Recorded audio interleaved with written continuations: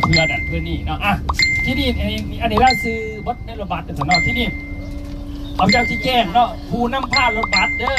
ผู้ที่นำพารถบัสไปกับว่าบุคคลที่จะพันขึ้นรถเนาะพันไปเข้าห้องน้ำด้นเพื่อจะไปเคาะประตูย่านคนเขาเสียย่านคนเขาหายย่านเขาเจ้าสิว่าเป็นยังใช่มาบ่นใครแท้ผัดชิบาเจ้าเป็นไผ่ผัดชิบาคอยบริมาน้ำเจ้าบ่ได้ด้วยท่านเพราะว่ารายชื่อที่จีแจงไปนี่คือเป็นได้เหรอนะตัวนี้คือมันจะเป็นโคตรบัตรเพลินเนาะโคตรเอาท่านอาชีพพิษใจในร้ายเติบกันจะเย็น4 5 วันน้ำกันเนาะพิษประเทศเพิ่นไปแหละก็เรียวดอกเนาะห้องหัวหน้าผู้นำผ้าดบัตรมีห้องหัวหน้าเด้อท่านอาจารย์โพธิ์สวรรค์หลานีวงโซตัวตัวเปื่อยเพิ่นในสวดนะตอนรอทั้งหนักเด้อหัวหน้าน้ำผ้ารถในห้องเด้อห้องบัดนี้ต่อมาบัดนี้ผู้กวดสอบสมาชิกเนาะ1เอาจัง4ซะทานอาจารย์บุญมีแก้วสว่างเชิญนี่ตัวเปื่อยเพิ่นเนี่ยอันนี้เด้อเพื่อนโมเดลเอิญนั่งรถบัสในพลผ้าติ่มผ้ายาวของได้ตลอดทางกันแหละนับเป็นกินเขาแหลวเพื่อนแรงเพื่อนกับผ้าติ่มผ้ากินผ้าอยากเนาะผ้ามวนผ้ากินผ้าอยากผ้ายังขึ้นกับเพื่อนนี่แหละน่ะกินละบาทถึงพวกท่านเบาหลายสมแต่งต่างมาผ้ากินแล้วจัดจะเบิ่งไหมกินตลาดพูดละผู้ที่2เนาะนางวาสนาโพธิ์เบาก่อนสีมาโสดเด้อนั่นเด้อโอ้ทั้งหนาคือจะมีอุบัติเหตุเลยสุดท้ายเด้อโมเมนต์ครับเป็นโมเมนต์บอกโอ้ด่านติโอ้ตำรวจโอ้เช่นตำรวจเท่าเลยคือแบบอุบัติเหตุตลอดตำรวจกดด่านเป็นโอเคเนาะอาจารย์วาสนาไปแล้วต่อมาผู้ที่3อาจารย์ศรีสวรรค์อาขวงศ์เชิญอีเด้อนะโสมหนาอันสวยงามเพิ่นเด้ออันนี้คือเพิ่นเอิญน้ำหาหนาไอจื้อเพิ่นใบเจ้าสิว่าคอยบริมาน้ำเจ้าจะบ่เพิ่นใบนะผมบ่ได้เด้อคือเวลาคนบ่เห็นบริษัทจะหาย4 คนนี่แหละซีน้องหน้าเลยเนาะซีน้องหน้าเลยจะถือหายเด้อฉะนั้นจะหายเราถือหายได้อันนี้คือโอเคเนาะมียังกันตามนี่ต่อมาบัดนี้เราพยายามสิว่าถึงกฎระเบียบแจ้งการก่อนเนาะก่อนสิบอกถึงวาระการเดินทางว่ามื้อนี้จะไปไสแน่มื้ออื่นไปไสเที่ยวไสเป็นตะม่วนเพื่อให้ทุกท่านเข้าใจเป็นเรื่องเล่าเดียวกันเนาะเพื่อเวลายังบริษัทเฮ็ดมากเพื่อบ่ให้ผิดนี่แหละจนให้เขาจะโทษแกนนำบริษัทว่าคือบ่บอกคอยสินะเขาจะโทษบริษัทว่าอุ้ยบ่เป็นระเบียบหลักการจักไปยังมั่วซั่วปัจจุบันนะแสดงก็คือเขาจะแจ้งการเป็นเอกสารให้ฟังเนาะส่วนท่านปฏิบัติตามหรือบ่ปฏิบัติตามเวลาเกิดขึ้นที่ผ่านมาแม่นบริษัทแจ้งแล้วความผิดจะอยู่ที่เจ้าเด้อบ่แม่นทางบริษัทใดฉะนั้นบริษัทที่ตกลงกันมาแจ้งการหน่วยเฮียนทานผู้บริหารคณะกรรมการบริหารกับผู้นำที่เดินสงหาสมาชิกผู้พร้อมเดินทางในรถบัสทุกทานเรื่องแจ้งกฎระเบียบในการพร้อมเดินทางไปเที่ยวเนาะลองเฮือเจ้าพระยากรุงเทพมหานครกับเที่ยวทะเลจันทบุรีหาดเจ้าลาวระหว่างวันที่13ถึงวันที่17เดือน5ปี2016นี้กับไฟอิงตามกฎระเบียบของบริษัทเพราะว่ามันมีบางคนอาจจะเก่งกาสามารถมาจากบนอื่นสิมาหอดซี่นั่นซี่นี่คอยจักเบิดอันไหนเขาบ่เอาเด้อเขาใจใส่จะเขาจะเอาแต่น้ำคณะที่เขาแต่งต่างกันมาเลวเขาจะบ่หับความเห็นใดทั้งสิ้นเขาใจสีซะเนาะอันนี้เบาไหวอยู่ท่านเนาะมันมีพันมากเลยดิแต่รถขั้นเขาคือจะบ่มีดอกเพราะว่ามีแต่คนเพื่อนเราภาวะเขาบ่ธรรมดาเนี่ยผ่านมามันมีอุปสมบทปลาร้ายตัวพอเขาจัดมาเป็นลอยทิพย์เลยเนาะขอซีท่านต้องปฏิบัติตามระเบียบผู้นำที่1 2 5และสมาชิกความเดินทางทุกทานเนาะได้รับทราบดังนี้ข้อ 1ขออนุญาตนั่งไปนำข้อ 1สันว่าผู้ร่วมเดินทางต้องเข้าใจว่าการไปเที่ยวกับบริษัทจำหน่ายปุ๋ยเก่าเกษตรนาโนทางบริษัทเท่าบอแมนบริษัททั่วเด้อท่านเด้อทานบริจายเงินสื่อทั่วมาเที่ยวทานสื่อปุ๋ยเก่าเกษตรนาโนแต่ทานได้10 มากมือไหนปฏิหูวะวันที่17แสดงว่าเขาไปจักมือเหมือนกันพักการเลยครับเป็นอาทิตย์ได้หนอเป็นอาทิตย์ได้เราพักการไปกันดีเนาะเพราะสถานการเดินทางเราของบริษัทก็บ่เข้ากับคือมีคณะทำพิสอบเนาะก่อนเขาจะเขาทั้งโน้ขอข้อระเบียบต่างๆเนาะเขาจะให้ทุกท่านได้หัวจักกับคณะนำรถบัสเนาะทีจะดูแลพวกเข้าเนาะเบิ้งตลอดระยะเวลาในการเดินทางนับกัน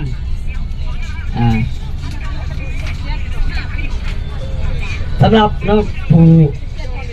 ดูแลเฮาก็คือเขาจะอ่านเด้อได้ยินซื้อท่านใดก็ให้ขึ้นมาเนาะโซหน้าโซตาคมซื้อคมรอยเพิ่นได้เห็นได้บ่ได้ได้แล้วผู้นำเฮาไปใส่แล้วบ่ล่ะโอเคท่านแรกคือทั้งอาจารย์สุนทรพรหมขาวน้องเอ็นเซิร์ทั้งท่านที่หนึ่งเลยขอเชิญขึ้นมาแต่ทำทั้งอาจารย์สุนทร นำซื้อวันไหนมาจากฝั่งไหนตรงไหน สบายดีค่ะพระเจ้าคือจันทวีพรยินทราศีมาจากบ้านนาเล็กเมืองละแคงสารวัตร สถา โส นะ ดลูกหนึ่ง สวนถูกหนึ่งพูดต่อไปเลยพูดต่อไปเลย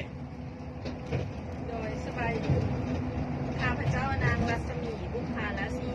มาจากบ้านหนองสูงเมืองปากซองเขตสังซักสถานะมีแฟนแล้ว มีแฟนแล้วโบสวนเขาเรียกอะไรอาจารย์โบสวนโอเคเนาะเข้าใจทุกท่านได้หลายเนาะเดี๋ยวมันที่ว่าเข้ากับผู้จักซื้อเจ๊น้ำกันแล้ว นี่มาจากบ้านนาเล็กเมืองละแคงสารวัตรเนาะสถานะมันนี้ลูกติดเนาะเขาขอบใจ สรุปในโซนได้โบสวนเนาะตัวจริงเราจะมาอีกในต่อหน้าเนาะความขัดแย้งได้ดอกคุณต่อไปได้ดอกสบายดีป่ะแนะนำซื้อไหนมาจากบ้านไหนมาไหนมาทั้งผู้ใดเนาะ บายดีเนาะครับเจ้าซื้อผู้สวยผู้ชีวิตเนาะ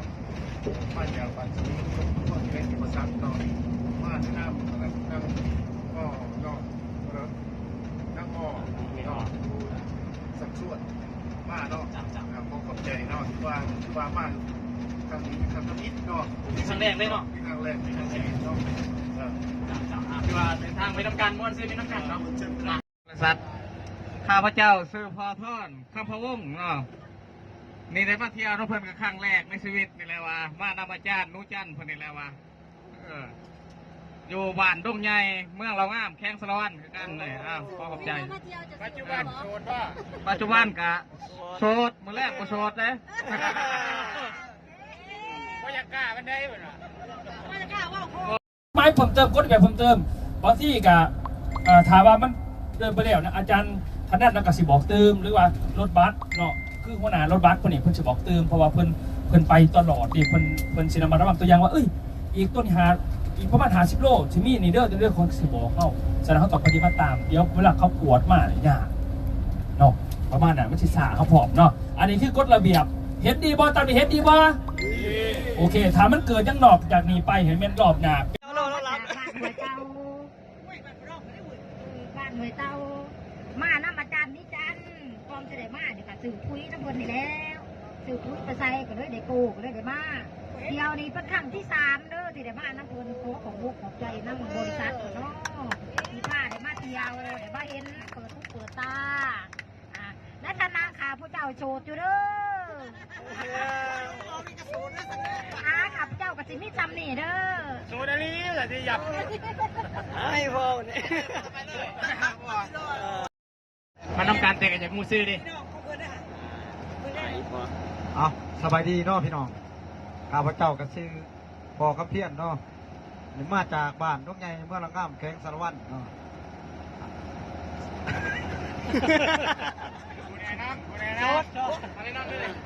บ้านน้ำมันโสดแล้วก็บ้านน้ำมันย่าเอื่อยอันนี่จันเพื่อนนอกเพื่อนเป็นคนส่วนบ้านนอกขอบอกเข้าใจแล้วเพื่อนหลาย ที่ว่ามาเที่ยวน้ำเพิ่นนี่ก็อาจจะว่ามีการจัดซื้อปุ๋ยเก่าเกษตรนาโนนสินี่เป็นเนาะตามถาดไม้ของทางบริษัทให้มาเที่ยวที่ว่าเที่ยวนี้ที่ว่าสำราญนะเนาะเพราะว่าตั้งใจอยากมากก็ได้มากนี้ขี่กันสำราญที่ว่าขอขอบใจนั่นครับสบายดีทุกท่านสบายดีเนาะที่ว่าเขาการสิมาสัมภาษณ์เนาะหมู่จักซื้อเส้นย่างน้ำในการเดินทางน้ำกันมาตะบานไหนเมืองไหนซื้อที่ไหนนี่เอาทั้งหัวรถไปกันเนาะหัวรถก่อนสวัสดีพ่อแนะนำชื่อเลยเนาะสวัสดีเป็นทีมงานพัสดุเนาะที่น้ำผ้าวัดขั้นที่2เนาะจังสันข้าพเจ้าซื้อชุดไทยพวกสวัสดีข้าพเจ้าชื่อทายุ้ยกำวงศามาจากบ้านน้ำตางเมื่อปักซองกำลังจับสัตว์ไม่ดีมากครับคณะทัวร์ของเมียวานเนาะเป็นคนแนะนำเข้ามาสถานะตอนนี้เป็นโสด โซแท้ โซดาลี สูตรแท้ว่าสั่ง ผู้ สูต สาร ว แท้ ผู้สาวได้ยิน เดียวกันเนาะยัง2-3-4 คนสุดท้ายอุ้งจะยีดุมเนาะยีดุมผู้ใดโสดดีบ่ดีแม่นเขาเก็บวิดีโอไว้เด้อเก็บวิดีโอได้ผู้ใดตัวก็เป็นตามนั้นจะให้ทั้งผู้งามๆทั้งหลังเนาะ นี่เนาะข้าพเจ้าซื้อนี่จันแก้วมานี่เนาะมาจากบ้านหัวเตาเมืองปากซองแขงจับประซักอาชีพกับเฮ็ดสวนกาแฟเนาะเดินทางมาเที่ยวน้ำเพลินทุกครั้งแม่นข้าพเจ้าซื้อปุ๋ยไปใส่สวนแล้วก็ได้โปรมาท่องเที่ยวเนาะและมื้อนี้ข้าพเจ้าก็ส่วนผู้ที่ซื้อปุ๋ยไปใส่สวนแล้วก็มาท่องเที่ยวน้องข้าพเจ้านี่คือทั้งหลังเนาะ4 คนเนาะที่ข้าพเจ้าส่วนมาในแก้วนี้เนาะก่อนข้าพเจ้าสิได้มาจังซี่เนาะก็มีผู้ส่วนมากก็คืออาจารย์นุจันแก้วมานี่ก็คือสามีข้าพเจ้าเองมานำเพิ่น เรียกว่าเก่งเลยเนาะเรียกเมียว่าได้เก่งเล แม่ ย ข้าพเจ้ามานำผัวเนาะแต่ว่าสถานะมื้อนี้นี่บ่โสดสิหาผัวใหม่คือกันแหละจัก3 คน ขอขอบใจ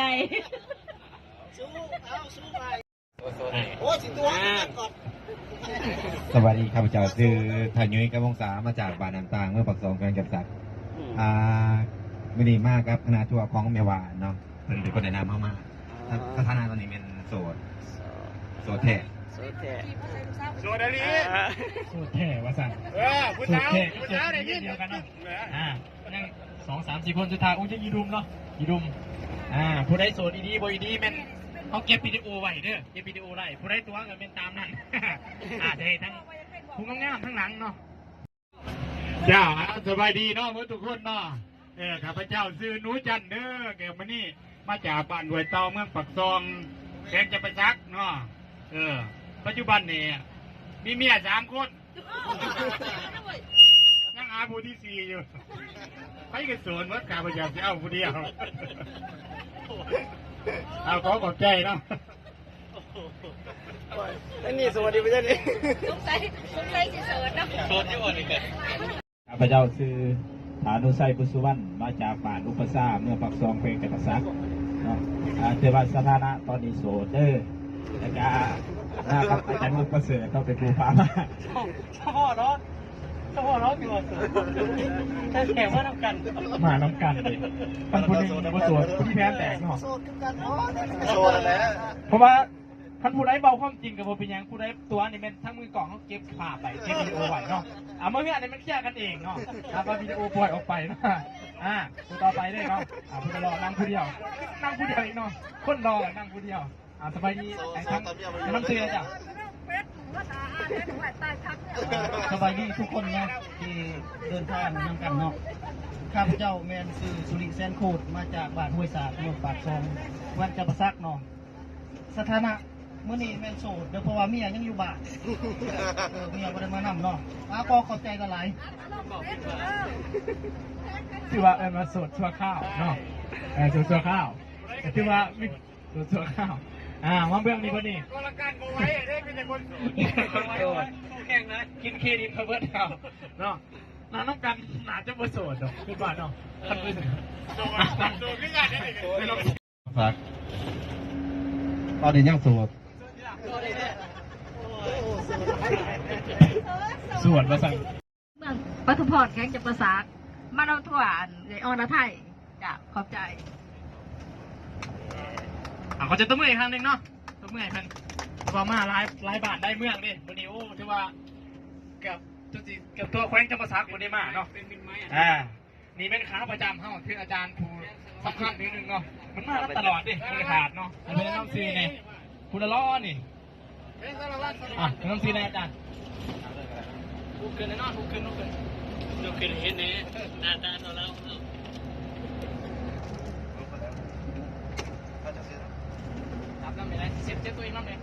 ฮัลโหลเจ้าสวัสดีทุกท่าน สบายดีเจ้าเองซื้อนั่งคันบัวบานเดินมาจากบ้านรัก40เดิน มาน้ำทั้งแมวไทยเนาะ แมนมาน้ำกันมันไม่ออก ข้างในได้ เจ้าสบายดีตุ่มคำสิทธิวงศาเป็นเมียหัวหน้าไฟฟ้า แสดงว่าได้เมียใหม่เฮ้ยเนาะว่ามาจากเมืองพุทธบ้านแสดงว่าได้เมียใหม่ คือสิใจเนาะผู้ข้างๆเนาะผู้ข้างๆนี่แนะนำซื้อมามันตะบานได้เมืองไหนแขวงใดแล้ว แล้วก็มีลูกจักคนนี่เมียจักคนแล้วก็มาน้ำผู้ใดเนาะมาน้ำผู้ใดแนะนำสิเลยจ้ะ สบายดีเนาะทานยิ่งกับทานซ่าทุกคนข้าพเจ้าแนะนำซื้อพรเพชรไซยะวงมาจากบาทปากบอกเมื่อปักซองแข่งจับประซักได้เดินทางนำบริษัทนานปุ้ยนาโน่เนาะไปท่องเที่ยวขอดีอกดีใจรับทางบริษัทเนาะที่ได้หัวใหม่หัวมือเป็นสมาชิกในกลุ่มบริษัทเนาะขอขอบใจผู้ใดมานี่มานำอาจารย์บุญมีเนาะโอเคท่านได้แนะนำมาไปแนะนำมาทางผู้ขายเนาะน่าจะมาครั้งแรกเนาะมันบ่มาครั้งแรกทางเป็นแนะนำซื้อบ้านใดเมืองใดมาน้ำผู้ใดเนาะสบายดีไหมท่านน้ำซื้อเลยจ้ะเจ้าสบายดีข้าพเจ้าซื้อนั่นที่พรไซยะวงมาจากบ้านนักที่เสียมานั่งผ่านนักของเราไทย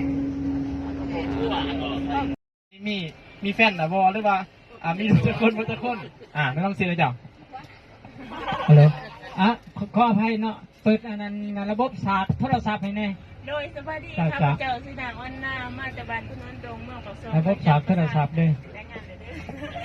มีลูกจักคนคนหนึ่งแต่ว่าเพิ่นมากเอาเปรียบหมู่ได้เนาะเอาเปรียบหมู่ผู้กลางๆมานี่ผู้ต่อไปเลยแนะนำซื้อเลยจ้ะโดยสบายดีซื้อวันมาจากไปโซนน้ำกอสิว่ามันสิมีแบบว่าตัวฟรีตัวบอฟรีเพื่อนอย่างเพราะว่าคนหลายคนเขาซื้อให้กระโบขี่ตัวอย่างคือมันมีรถไฟใต้ถังนี่ก็มีบอกได้หลายบอกใหญ่บุ้งหวังบดมือเมื่อคืนนี่นะไปถ่ายหูถ่ายยังต่างๆกันหลายเนาะฉะนั้นตัวนี้กะเดี๋ยวไปเบิร์น้ำกันตัวจริงแต่เขาอยากจะพาไปทนิดมันจะพาไปบัตรพี่สิงก่อนรับรองว่าให้มีเรื่องเราน้ำกันเพราะหลายคนกับชิบอาบน้ำเนาะหลายคนกับชิบอย่างเงี้ยแต่ว่าดุดเป็นยังดุดเนาะในการหลีนน้ำต่างๆกันสนุกสนานเนาะวงซื้อน้ำกันสำหรับข้าพเจ้านี่บ่ข้าพเจ้าคิดว่าไปที่มิตรในข้าพเจ้าสิเขาบ้านพี่สิงบ้านพี่สิงไม่งั้นสิเขาไปเบิ่งผีไอพี่ไปทางไหนเนี่ยแนวผู้กลางๆเนาะในทางน้องสาวในน้ำซื้อเนาะว่าซื้อจังใดมาจากบ้านใดเมืองใดแขวงใดน้ำซื้อสบายได้ตามสบายได้ลุกขึ้นในเพื่อนไหนเห็นตาเนาะ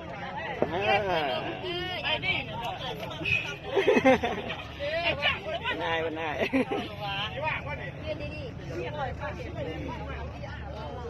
เป็นนักเรียนตัวกลาง